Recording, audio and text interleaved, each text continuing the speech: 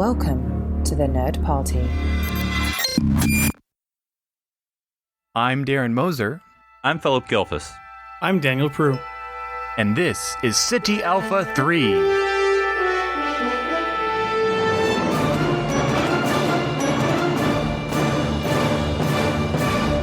Hello and welcome to City Alpha 3, a Star Trek podcast here on the Nerd Party Network. I am Darren Moser and I'm stranded here with my fellow strandees.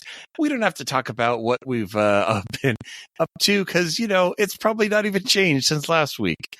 But no, I'm joined again by Philip and Daniel. I keep seeing anniversaries pass on Facebook. Like, I think I saw one about 8 years or something since we were doing. Oh, it was like 8 years since we did our 100th episode of Earl Grey. And I was like, oh man, like that's taking me back, you know, 100 episodes. That's a drop in the bucket from what we've done. Thought you were seeing more Star Trek Las Vegas flashbacks. That's true. That does pop up on the timeline around now as well because it's August. So that was good. That was what, 2016? Yeah, 14? Sounds right. Yeah, because it was a 30 and a 30, 40? 50th. 50th. Yeah, that didn't sound right. We said every 50 years, I thought. Is that now? Yeah. 50 years we'll go back to the Rio and it'll still be just as bad. Which will still be there, I'm sure. It'll still be there. It'll look exactly the same. No, I feel like they kind of got to change it from the Rio. Like people are kind of done with that place. But anyway, that is not what we're talking about this week here on City Alpha 3. So we often joke that when we don't have a title or an episode theme, you know, one of us will just like look around and kind of like pick something off the wall. But no, I did actually think of a theme for today. I wanted to talk about Star Trek kind of mega projects, and these could be Federation mega projects. These could be, alien mega projects. But the first one I wanted to, this is what kind of inspired it, because someone was talking about, you know, the fact that in Star Trek Picard season 3, it is not heavily described, but it is described enough on screen to believe it happened, that Starbase 1, the original Starbase, I guess before they built the larger one that could accommodate an Enterprise Galaxy class in the mushroom part, that they took it to another planet. And I'm like, how do you do that? It's big. It's kind of aerodynamically shaped along the axis, but so I actually started doing a little sketch, and I would love a ship of the line of this, the calendar, not the book, but of like the mushroom kind of like turned sideways, and along its axis are like all these rings of little mini ships that have just a nacelle and like a box, and they're not that they're strapped to it, but they're basically just generating a massive warp field. Because there's got to be a core, like the Starfleet Corps of Engineers have to have like protocol for like, okay, well, we got to move that moon. So what do we do, you know, or whatever. But I think that would be amazing. Like you wouldn't have to go fast. You could just do like warp 2 and you'd be there in a year. But it doesn't matter how long it takes because it's not like you're in a rush. But I was kind of fascinated by the just moving a starbase.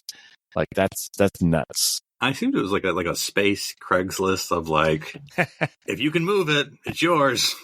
That's funny. We will not deliver, but free shipping. But you must be willing to pick it up. Well, I think it's funny. I mean, again, I'm going to have to do the narrative like in your back of your head. Like Starfleet presumably had a museum before this. Right, they always had the mothball fleet, but it sounded like it was just a bunch of ships parked in like an asteroid field or somewhere. Like because sorry, I hate this is my episode of reference. These are the voyages. Did either Riker or Troy say they had gone to the NX-01 before in the Smithsonian? Ooh, okay. Oh, this is it. I think they did. LaForge is not the Smithsonian. He's like the whatever it is. It's the Starfleet museum. Like, it's not the Smithsonian. They have gone to this, like Picard saw the thing in the Phoenix. Yeah. And so Space Smithsonian must have been defunded or something. And so they're like, okay, we're going to move it out. We're going to outsource it now to wherever LaForge's place is.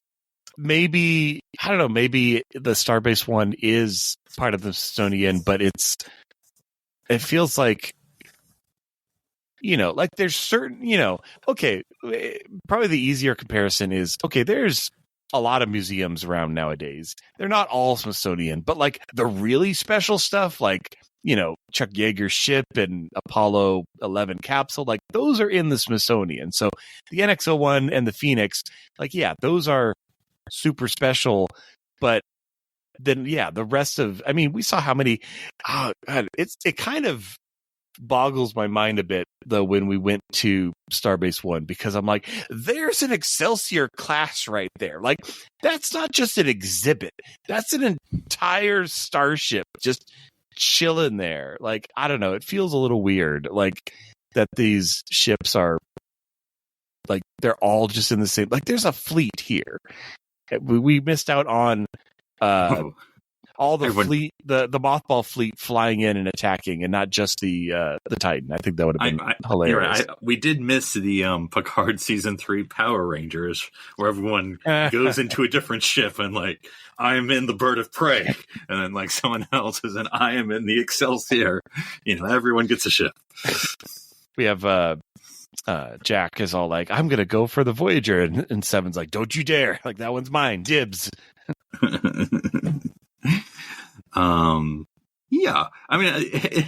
Because it also makes sense, because I feel like, and I'm sort of bringing real world stuff into it, of like, there was the Smithsonian that was like, oh, you'd have the Phoenix there, and after a while, that's like Earth stuff. But then you keep building over the centuries, and it's like, that's Starfleet stuff, and like, everyone's like, why is it on Earth? Like, the Vulcans and Andorians are like, why is the Starfleet at Earth? Look, they need the tourist dollars, okay? They have the headquarters, they have the Federation. Like, this belongs to everyone. Can we kind of parcel some of this stuff out here? In that regard, why is the line between quadrants right through your soul? Why through your system? Like, that doesn't make sense. I know. Well, it's because we're making the TV show, so we get to put it wherever we want. But yeah, I do miss the not have. I feel like, I don't know. Now you guys are gonna have to help me with this. I feel like this is almost a recent development, because Star Trek, and I'm not saying this is bad or good, but I think Star Trek used to be no Earth. Like, that's true. Like TOS, like there when they went back in time. That's the only time they went to Earth.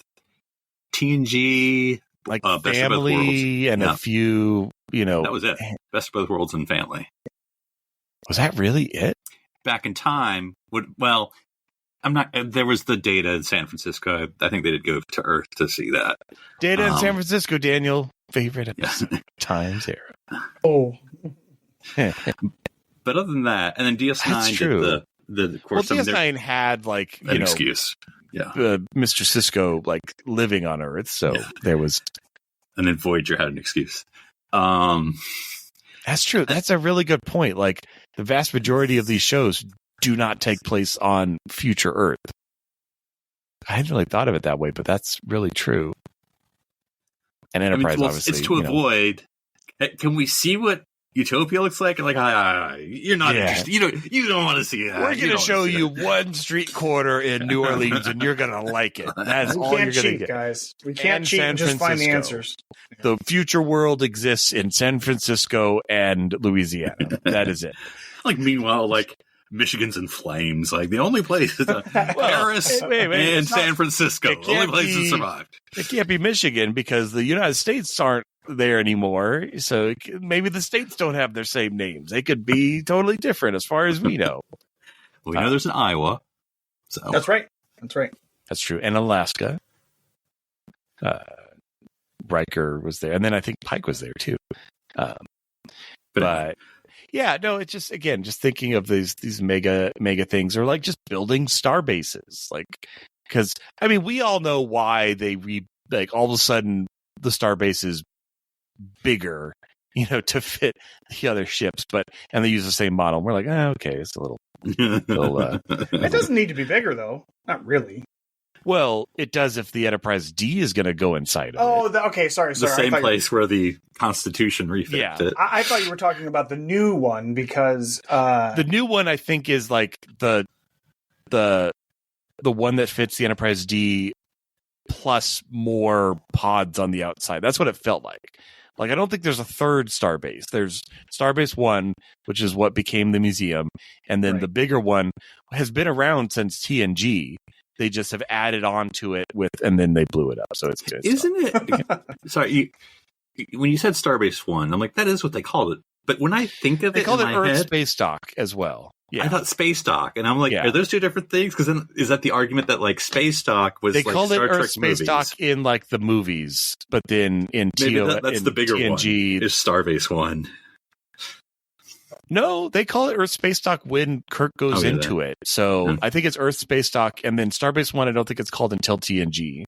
But well, that's what I'm saying. Maybe those are two different ones. Like they mothballed that 23rd century one. And that makes sense. One, but bigger. I mean, like, it's funny, but like it's true. Probably like you see this, and then they'll just like go on the computer and then like drag the icon to where it's bigger.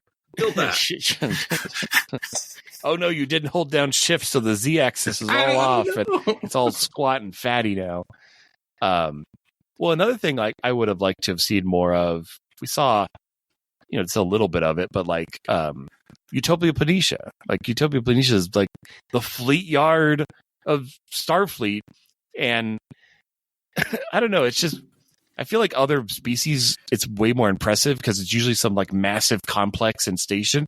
Whereas with Utopia Planetia, everything we've seen is like, oh yeah, there's like a dozen or so of those little shells out there in space. Like I'm like, I want everything connected, guys. Build it all inside or build it on the planet and raise it up with a massive space elevator or something. Do something cool.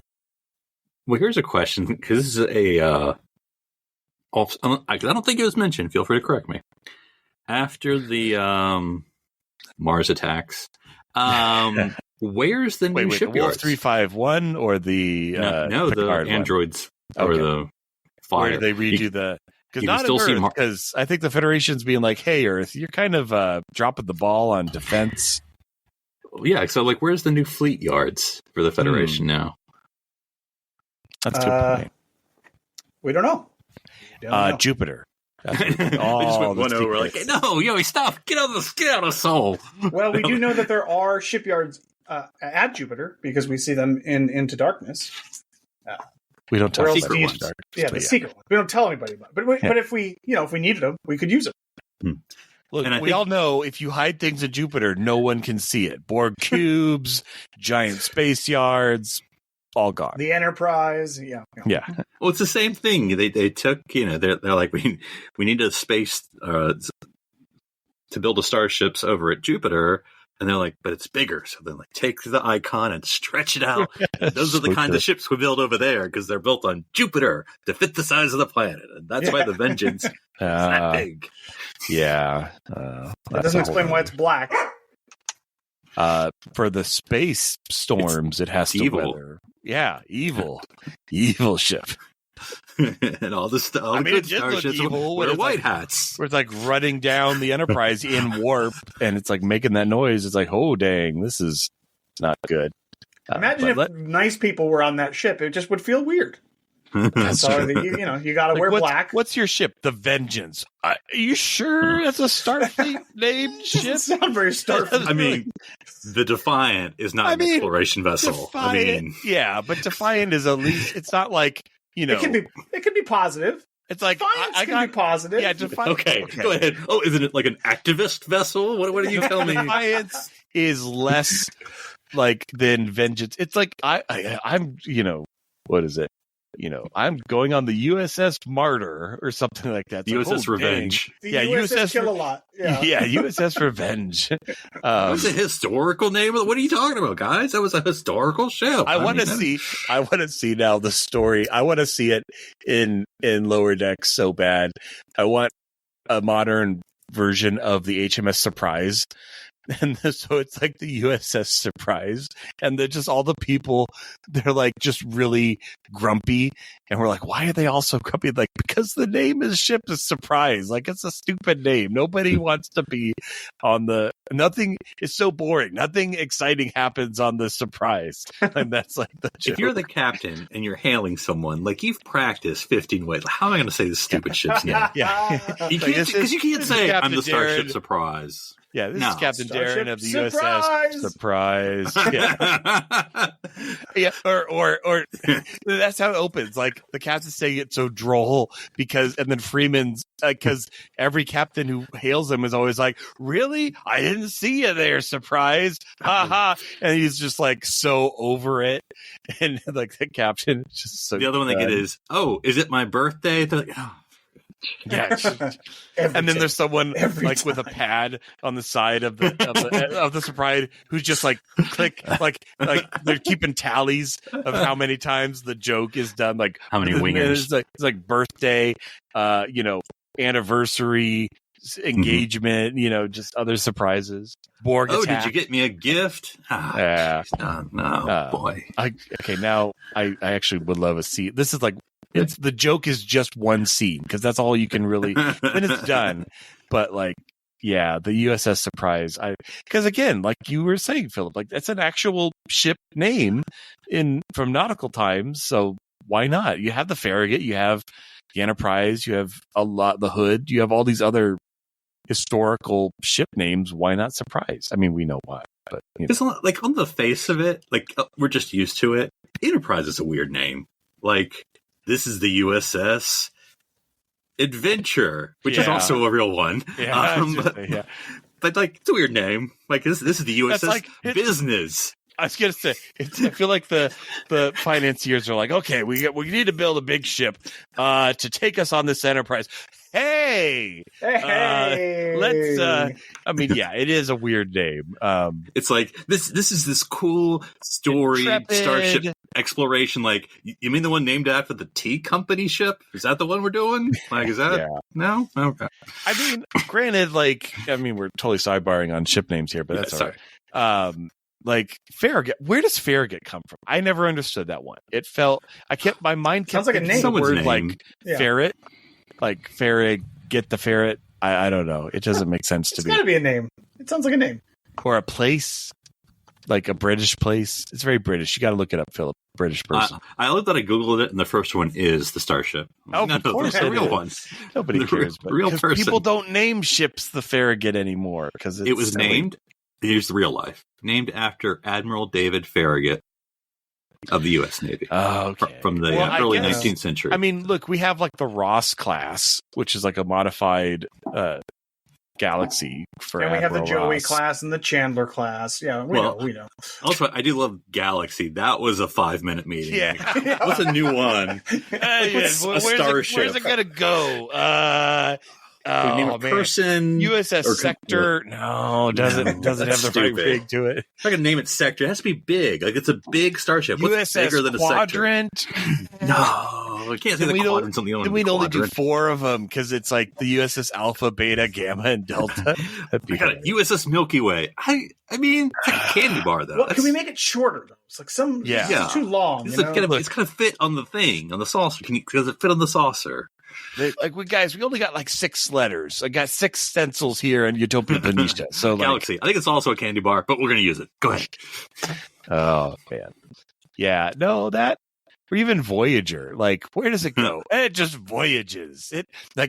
It's really ironic that the USS Voyager was stuck in the Delta Quadrant and had to go home over 7 years, and it wasn't the USS like local parsec. Around. Yeah, the USS stays around. I like that. Like, how'd you think of Voyager? He puts down his Jules Verne book. Just came to me. Yeah, I don't know. And that's just an Intrepid class, which again, very short meeting. Doesn't mean anything. Doesn't have any. To be bold. The bold class. I was gonna say I'm now picturing like the in an alternate world where, you know, an Oberth class gets pulled. Well, actually, heck, we see it in Equinox, where it's like, what if a ship that wasn't like a long distance cruiser gets pulled away? And you're like, well, we're screwed because we don't have the resources to make a long distance journey back. So let's just take these creatures and. Okay, I mean, you know, all that, but yeah.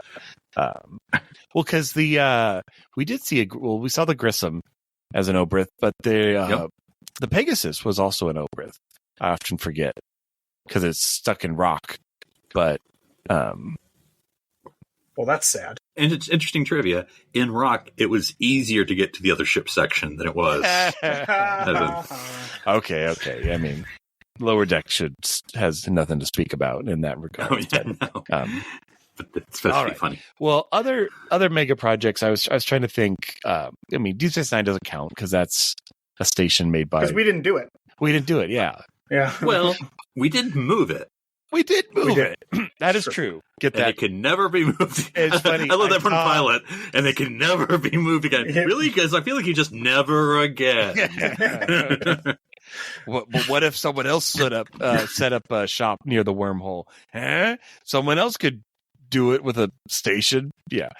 Well, there was someone who released an art piece or something, and it was the Enterprise at Deep Space Nine for the first time, and there's Bajor like right there in like 3/4 of the frame.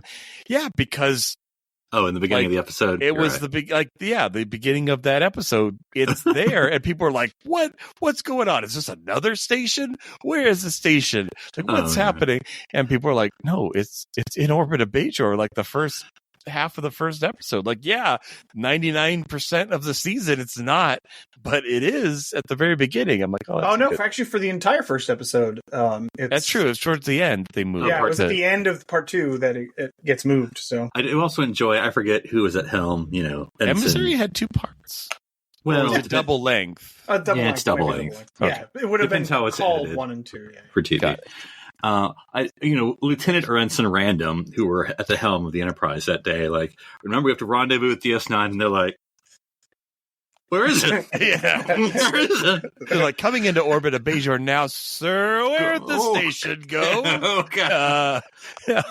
It is interesting, though, because, and I haven't really thought stations don't move, right? Like, it doesn't have a warp engine, right? Whispering to Data, right? They don't. You've been here longer. No. And then it cuts to Picard. I'm fully invested in this now. And it cuts to Picard, and he just kind of gets this little smirk on his face, and he just says, "O'Brien." Because he knows O'Brien's on that station, and the station's moved. He is not surprised at all that but that now is that I'm happening. thinking about it, it may not make any sense. So Deep Space Nine is supposed to be next to the wormhole, right? Right. After they move it, yeah. Is the wormhole moving? Okay. No. Well, I mean, Darren, space. You're a space expert. Everything's moving. Well, yeah. But if it's not, but like a stable wormhole presumably wouldn't move. It would just be in the same place. Well, it doesn't move because all of space moves. Well, space is big. It's so crazy large. You may think it's a long way to your... but it's not. My whole point was going to be, how does any ship know where Deep Space Nine is? Because it's literally just in the middle of space. It's just hanging out.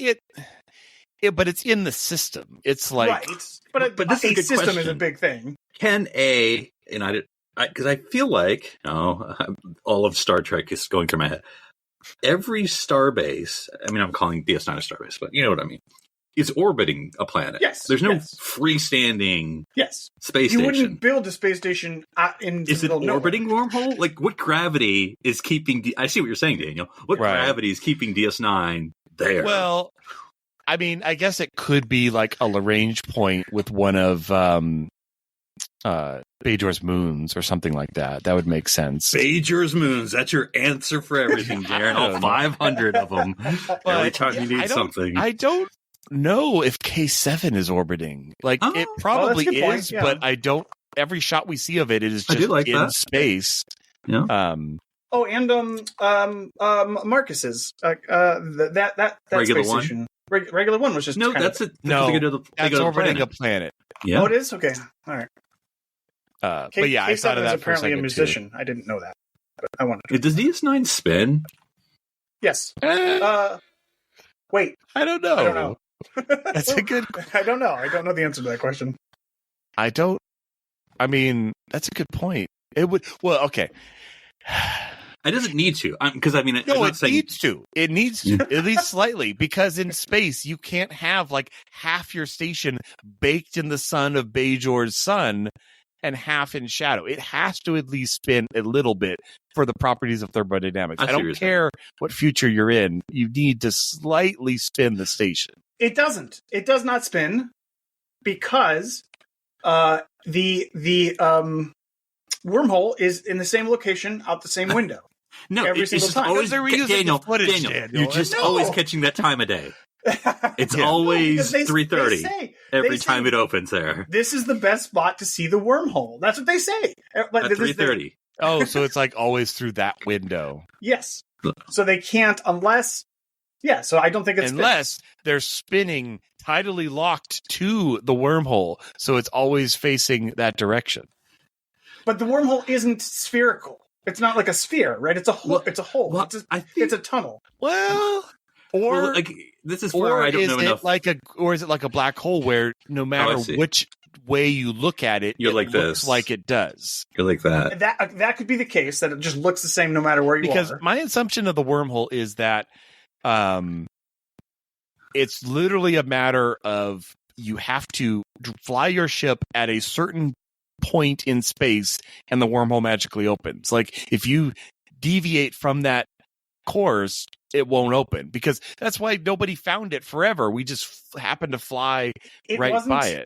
It's not this point in space. It's the whatever. They shoot out some sort of radiation. It's because I forget. Do they trigger it? Yeah, they trigger it somehow. Because for some reason, I feel like in maybe I haven't watched Emissary in years and years and years. That like they go by it and they're like, "Wait, what was that?" And they have to like go back and then go back again. But I may be misremembering it. Yeah, I can't remember specifically why. But it was like they were scanning it, or they had some sort of a leak. Yeah, for your quarter in, and then I don't wormhole. I missed that class in wormhole dynamics at the academy, but no, that's a good question. I don't like. I think you're totally right, though, Daniel, that it doesn't spin just because it if anything, the best window to see the wormhole kind of sums it up. Like you can't have although now I figure like Quark should have put a little plaque underneath it, kind of like at the stratosphere or someplace, like, hey, this is where you get to see, insert a slip. And then it opens up, won't open unless you insert a slip. That's fun. But yeah, so moving that, I'm pretty sure they didn't do the same technique with Earth space dock, for just putting a warp bubble around it and dropping its mass. It's like, come on. That's a little... No, Darren, you can do it. You can only do it once, though. Yeah, I was going to say, it's like, what do we have on the ship? We have thrusters, and these thrusters will be enough to move the ship. Because, I'm trying to think of other... I mean, there's the Dyson sphere, but that I also feel like that's a whole nother... That's an ancient civilization level, like we... It was built around. I forget, because it's been, again, too long, because it's a good episode. Too long since I've seen Relics.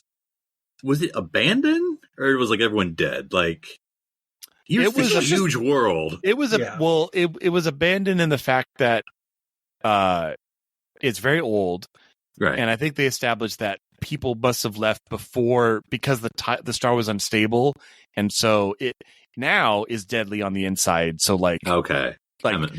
People were long gone. Although you'd think you'd do a little more research on your star before you build a sphere around it. Like you can't just move it. I'm sure you're familiar with construction, time delays and projects, and it was supposed to be done a million years earlier. Yeah. But man, that was hell trying to get around that. I want to see the Gantt chart on building a Dyson sphere and all the items. It is. You want It does seem quickly. Well, it's really Correctly? cool.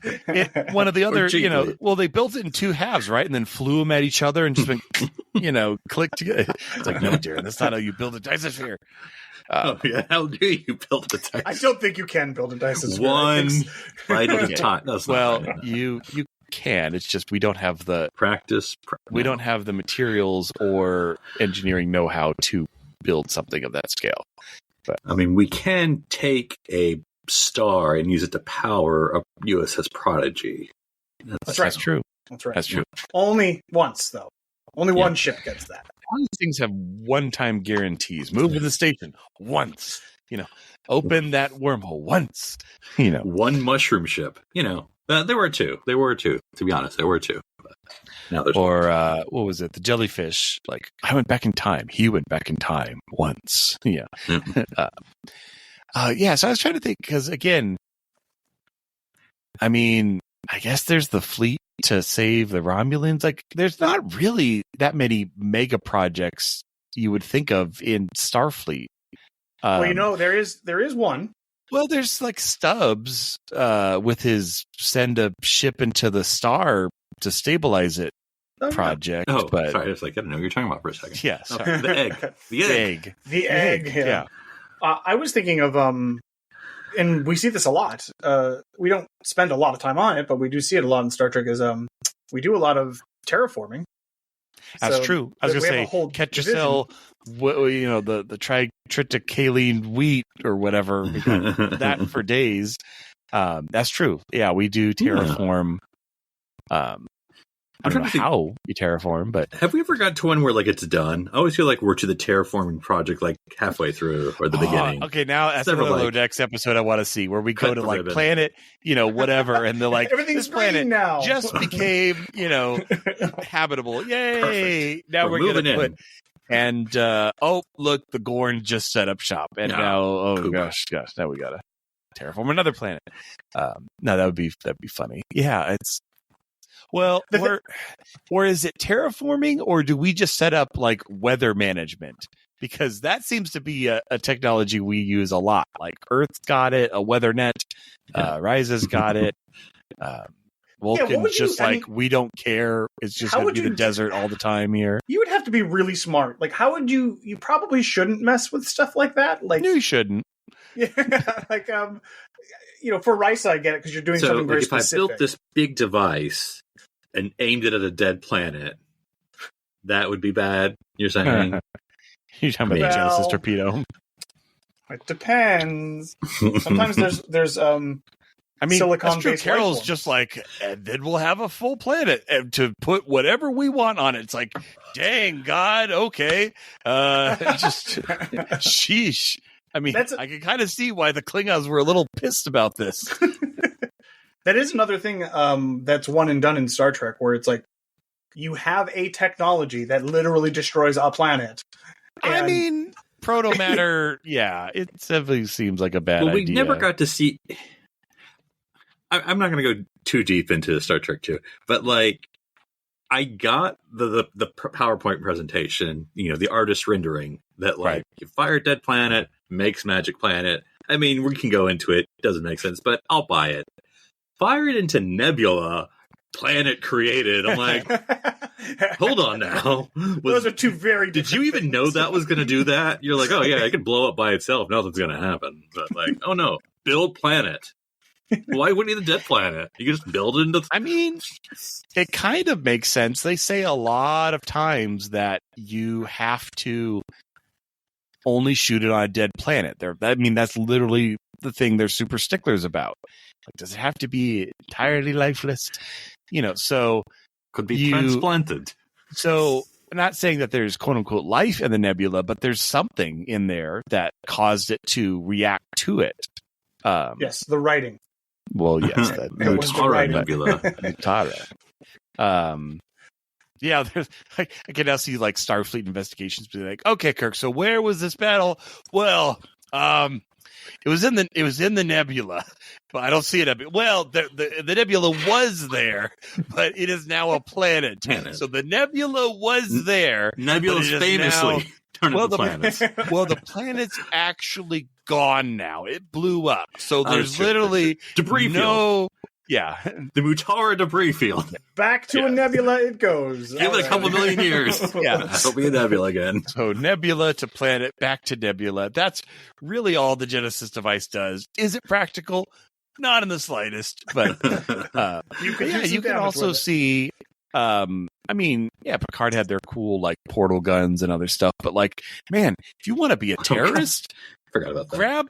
Grab the Genesis device, shoot it at Kronos. Literally re-terraforms Kronos, killing the entire population. Like, that's the power of Genesis. Listen, Darren, we know you like the Death Star, man. We get it. We don't want it in our Star Trek. We just don't want it. I don't need to. You already have it. But I guess that's my question. Species 8472 totally did the Death Star. Like, you get 9 of their ships together, they all fire the beam in the middle one, and it fires at the planet. Blew up the Borg planet. I forgot they had a planet. Well, of course they have planets. They have... Technically, the Xindi still have their blueprints somewhere about the weapon. The sphere. Oh, yeah, that's right.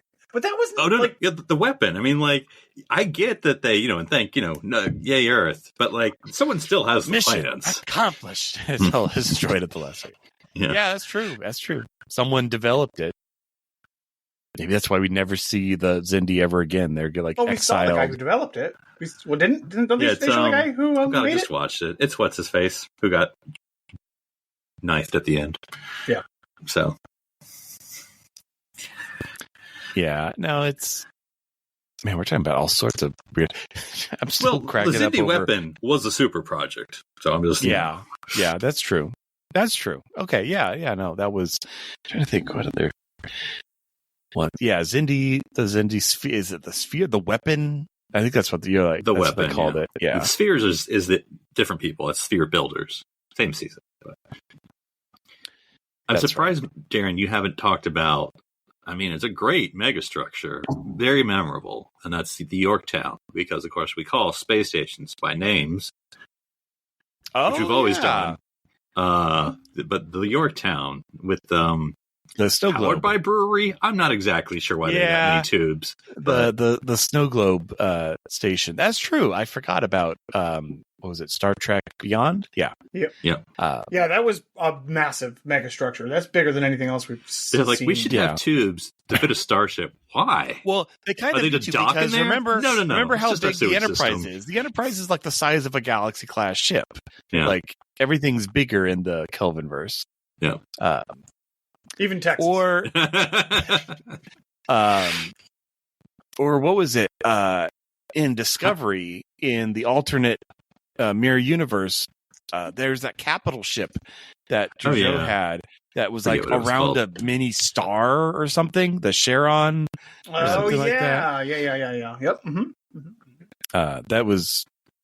I don't really know why they even had that ship or what it did, but it blew up because, it was evil. Then we built something like this. Yeah, it was evil ship. Yeah.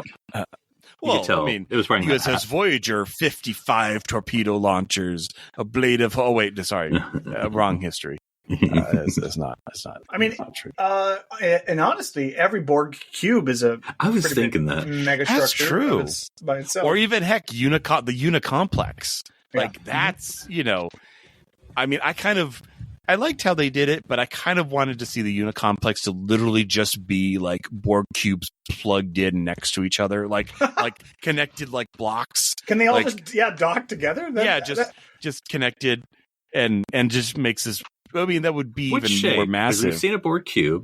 We've seen a Borg sphere. Was it a triangle? Is the I would say cone? It would be like a fractal. So it would like kind of start to weave out in fractal spirals or something like that. I think that's very Borg-ish. It's just a Jenga tower. And then, look, Captain, if we shoot this one Borg cube at the bottom, the entire thing will collapse. Oh, no. The bottom of what? It's space. There's no up. Oh, yes, Captain. You say that. I think that was half the Voyager Borg episode. Making the Jenga tower fall. But yeah, I was thinking the Borg cube. And then it got me thinking just now, which I know the answer is because. But, like, in Descent, those Borg ships, like, where? Why? I mean, I'm pretty sure those were Borg ships taken over from other ships. Like, I don't think they were original ships. So I guess that's what it was. Was it like, is it a hybrid, like, or was it they take someone else? And it just seems like a very odd design for the Borg. Yeah. And I get they were in chaos, but like, where did that come from? You know, or like, I needed a sentence or two. You know, just be like, now we got this. That's true. It looks weird. Or heck, the McDuff episode, Conundrum. No. Yeah. Yes. No. Yes. I think so. I'll look it up while you're talking. Yeah. But I think it is. But when they fly to that like super boss ship that's like looks like a giant 7, like it's got the dish on the top and the 2 big parts that come down. And they're like, 1 photon torpedo would do it. Like that thing is huge. It's a massive station. That's Conundrum. Okay.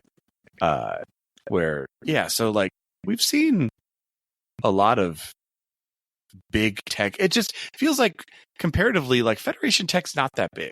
Like our space dock is kind of the biggest thing you usually see around, and that's it. I think because we've never seen it other than 3 minutes on the screen. The Enterprise J. Oh, that's right. That's the universe class. I mean, that's like, I don't even know the comparison to anything that we even have. Like, its hull is like the Enterprise D, and its saucer is like planet. Right. I don't know how else to. Yeah, it's even bigger than that. Enterprise J. Yeah, I've seen that picture, that top-down image of it with the Enterprise D over it. Oh my God, it's not even close. I'm just looking at it now. Oh my gosh. So the saucer is like an oval, but the distance from the nose of the saucer to the back of the saucer is the length of 2 Enterprise Ds. Wow. It's 5 AUs? No. Yeah, pretty much. Yeah, it is. I mean, we all laugh about like the Enterprise F being big. The Enterprise J is like, hold my beer. You know, this is massive. My question about the J is either one of 2 things. Either one, if you work on Deck 5, Section A, or Deck 5, Section Z, you guys don't even, you don't, might as well be on different planets. You never talk to each other. Or 2, it's the like Enterprise D, and they're all like there, and it's like, the rest is for, I don't know, diplomats. No, they have like 5 captains. Each captain have like a hemisphere. They captain. They have the Discovery tubes so that they can just travel. Is it mostly just a series of tubes? The Enterprise. That's what it is. Yeah.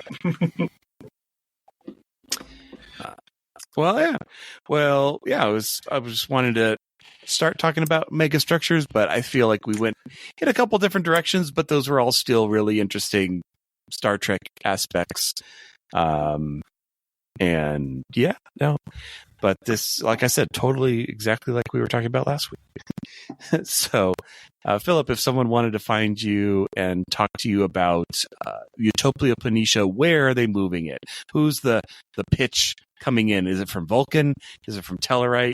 They're like, hey, you need to come build ships here. I feel like the Anar can see how long the project will last until. They'll be able to tell you. But yeah, you can find me on the Enterprise J, Deck 6, Section AAA. And Daniel, if someone wanted to find out how the new and improved Mars Defense Perimeter project is coming along, where would they find you? Version 8.5. Not well. It's not going to. It will fall over at the slightest breeze. They can find me no breeze in space. At one of Dan. If someone wanted to find me to talk about why I don't like the redesign of DS9 when they rebuilt it in the novels, really don't, they can go to drsci-fi.com, DRSCIFI. I'm Darren Moser. I'm Philip Gilfus. And I'm Daniel Prue. Stranded here, moving towards the Bajoran wormhole on City Alpha 3.